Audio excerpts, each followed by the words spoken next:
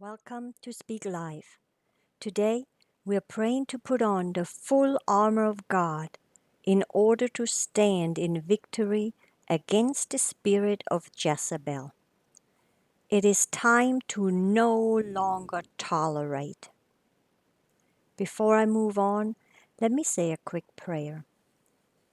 Dear Heavenly Father, I pray for the Holy Spirit to guide every word that comes out of my mouth. I ask for every listener that hears this message to be touched by your Holy Spirit, to be strengthened and encouraged. I pray for lives to be changed and hearts to be softened in Jesus' name. Amen. Brothers and sisters, I have realized through my own life and through others sharing their testimony that many believers are misled by the fact that Jezebel was a religious person and therefore she did religious things. We know that Jezebel's motive was to destroy all the true prophets.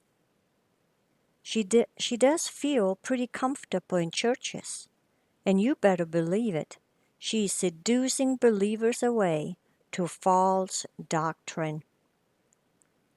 If you are married to someone harboring this spirit, you have learned that this spirit is out to destroy you, your marriage, and your identity in Christ.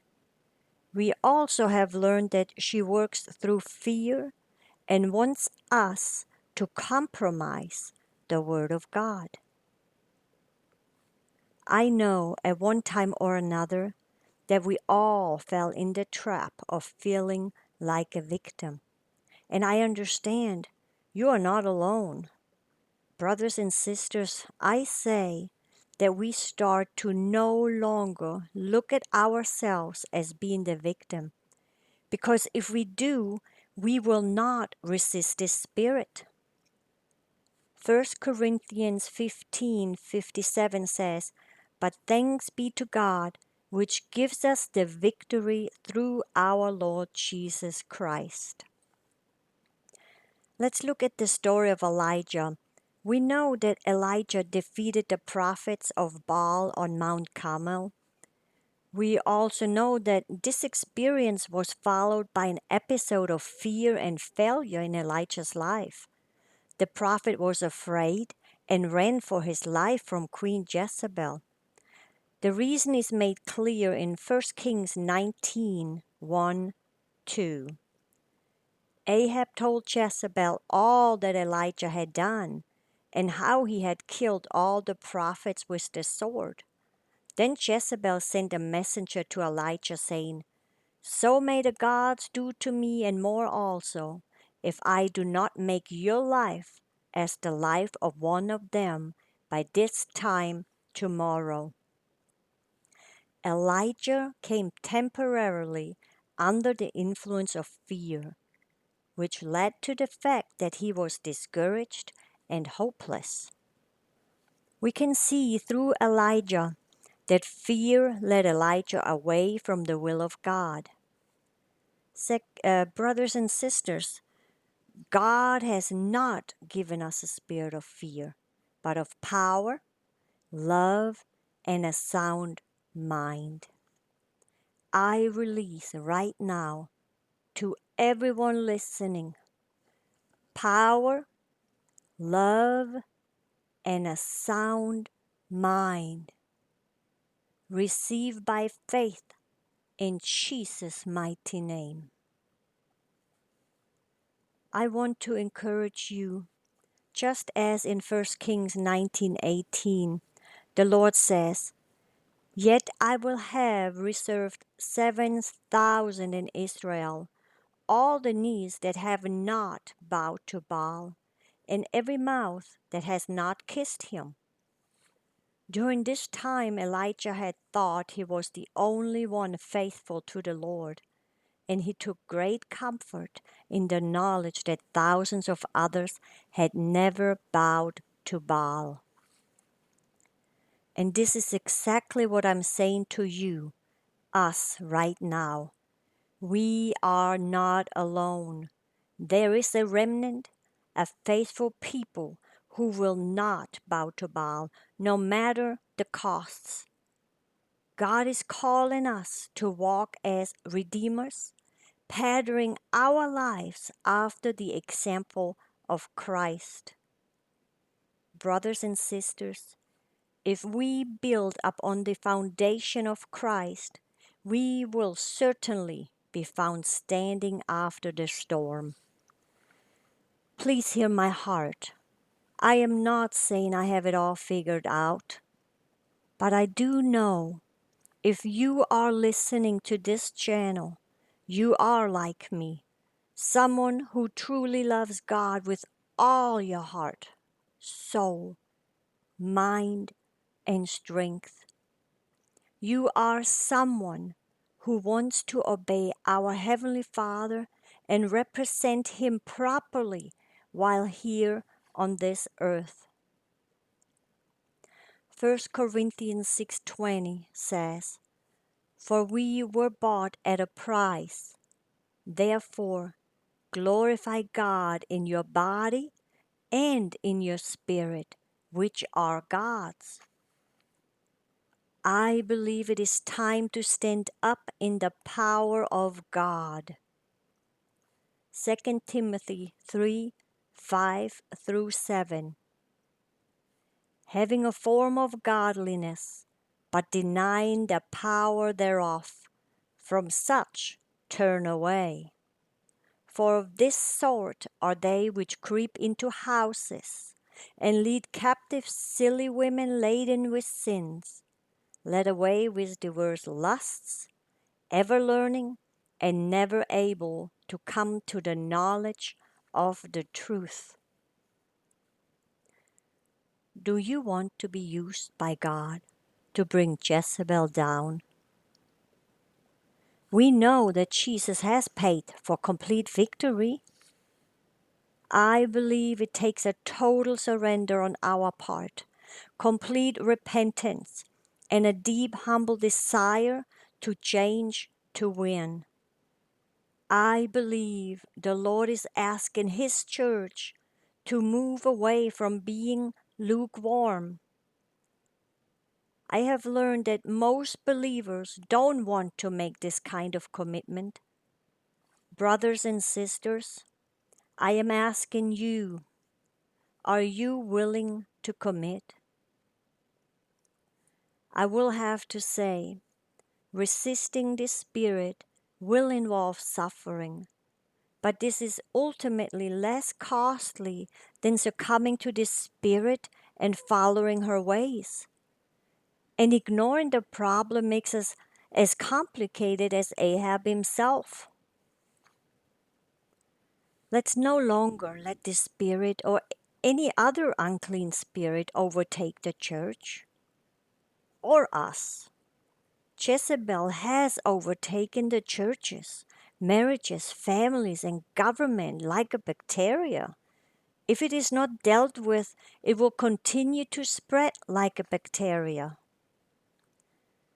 I feel like I need to say it again. We must completely die to self and let Christ live His resurrected life through us. We must die to the flesh, die to this world's evil, and die to what Satan has to offer. If we have lives hidden Christ, we cannot be overtaken. In Revelations 2:24-28, the Lord gave us a promise. Now to you I say, and to the rest in Thyatira, as many as do not have this doctrine, who have not known the depths of Satan, as they say, I will put on you no other burden, but hold fast what you have till I come. And he who overcomes and keeps my works until the end, To him I will give power over the nations. He shall rule them with a rod of iron. They shall be dashed to pieces like the potter's vessels, as I also have received from my Father, and I will give them the morning star. Brothers and sisters, I don't know about you, but it says that he who overcomes will be given power over the nation. We shall rule, and we will be given the morning star. The word says that we are overcomers. We are more than conquerors through Christ. Are you willing to overcome and no longer tolerate the Jezebel? Let's, through this prayer, put on the full armor of God and let the Lord lead us in this spiritual battle. Let Him help us to put up boundaries and to no longer compromise. Please speak this prayer after me. Dear most gracious Heavenly Father, we come to you in the name of Jesus. We worship you. We praise your holy name. You are the God who was, and who is to come. You are the Alpha and the Omega, the beginning and the end, the first and the last.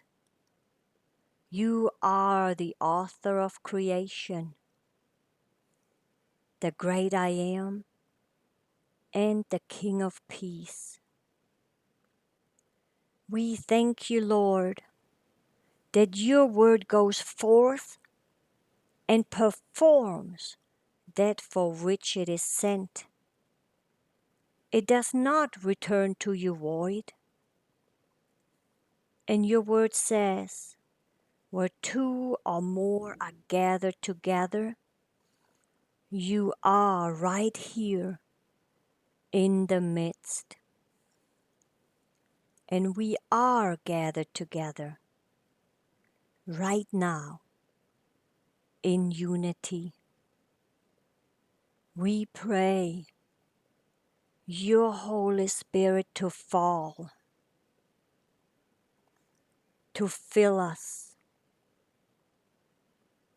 We pray that you take over this prayer. We come to you with a humble heart and ask you to forgive us for any unforgiveness that we might still hold on to. We choose to forgive anyone that has ever hurt or harmed us. Forgive us, Lord, for tolerating the spirit of Jezebel, for we know we have enabled this spirit. Forgive us for not holding fast to our boundaries because of wanting peace. And we know where the spirit of Jezebel is, there is no peace. We know that because of fear of rejection and fear of man, we have compromised. Oh Lord, forgive us, for we know your word is our primary source of instruction and authority. Therefore, we renounce, we rebuke compromise in Jesus' name.